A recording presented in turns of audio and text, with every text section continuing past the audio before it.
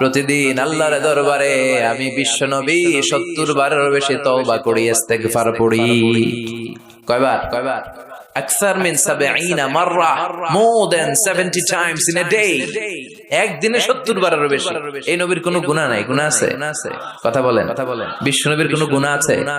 ওনার কোনো পাপ নাই, পঙ্কিলতা নাই, নিষ্পাপ একজন মহামানব, একজন অসাধারণ ব্যক্তিত্ব। তিনিও প্রতিদিন 70 বারেরও বেশি তওবা করতেন।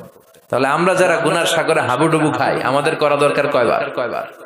হ্যাঁ, আহা। রব্বুল আলামিন বললেন, গোলাম, যত বড় গুনার সাগরে তুমি হাবুডুবু খাও না কেন, তোমার জন্য আমার রহমতের দরজা খোলা আছে না নাই? আল্লাহ বললেন, গাফিরিয যামবি ওয়া কাবিলিত তাওবা। আমার কাজ হলো গুনাহ মাফ করা, তওবা কবুল করা। শয়তানের কাজ হলো খালি ওয়াসওয়াসা দেওয়া, বান্দার কাজ হলো ওয়াসওয়াসা খেয়ে গুনাহ করা। আল্লাহ বলে, আমি আল্লাহর কাজ হলো খালি ক্ষমা করা। আল্লাহ বললেন, তোরা যদি পাপ না করতি আর আমার কাছে মাফ না চাইতি, তাহলে তোদেরকে ধ্বংস করে দিয়ে এমন এক জাতি আমি পৃথিবীর বুকে বানাতাম, পাঠাতাম, যারা সকালে পাপ করে দুপুরে মাফ চাইতো, দুপুরে পাপ করে রাতে মাফ চাইতো, আর আমি আল্লাহ ক্ষমা করে দিতাম। সুবহানাল্লাহ পড়ে। আল্লাহর কাছে সবচেয়ে প্রিয় জিনিস হচ্ছে ক্ষমা করা। কি করা? বান্দা যখন আল্লাহর কাছে ক্ষমা চায়, আল্লাহর কাছে ফিরে আসে, যে আমরা বলি তাওবা। তাওবা মানে টু রিটার্ন ব্যাক, ফিরে আসা, মনিবের কাছে ফিরে আসা, ভুলকে বুঝতে পারা, ক্ষমা চাওয়া, চোখের পানি ছাড়া। বিশ্বনবী বলেন, 2 ফোঁটা চোখের পানি আল্লাহর কাছে সবচেয়ে প্রিয়। এক হচ্ছে জিহাদের ময়দানে রক্তের ফোঁটা, 2 ফোঁটা পানি আল্লাহর কাছে সবচেয়ে প্রিয়। এক হচ্ছে জিহাদের ময়দানে রক্তের ফোঁটা, 2 হচ্ছে অনুতপ্ত বান্দার ক্রন্দনরত অবস্থায় চোখের পানির ফোঁটা। এই অনুতপ্ত বান্দার চোখের পানি আল্লাহর কাছে এত প্রিয়।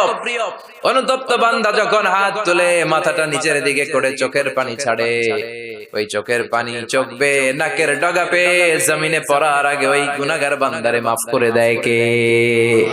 সাইয়েদনা আদম ভুল করলেন, আমরাও ভুল করি। সাইয়েদনা আদমকে আল্লাহ ক্ষমা করলেন, আমাদের গুনাহগুলো ক্ষমা করবে কে? সাইয়েদনা আদম দুনিয়ার বুকে এসে শত শত বছর আল্লাহর কাছে ক্ষমা চাইলেন। আল্লাহ বললেন, আদম, তোমাকে কয়েকটা কালিমাত, বাক্য আমি শিখিয়ে দেই, এই বাক্যগুলো দিয়ে অনুতপ্ত হয়ে ক্ষমা চাও, ক্ষমা করে দিব। সাইয়েদনা আদম পড়তে আরম্ভ করলেন, রব্বানা যালামনা আনফুসানা ওয়া ইল্লাম তাগফির লানা ওয়া তারহামনা লানাকুনান্না মিনাল খাসিরিন।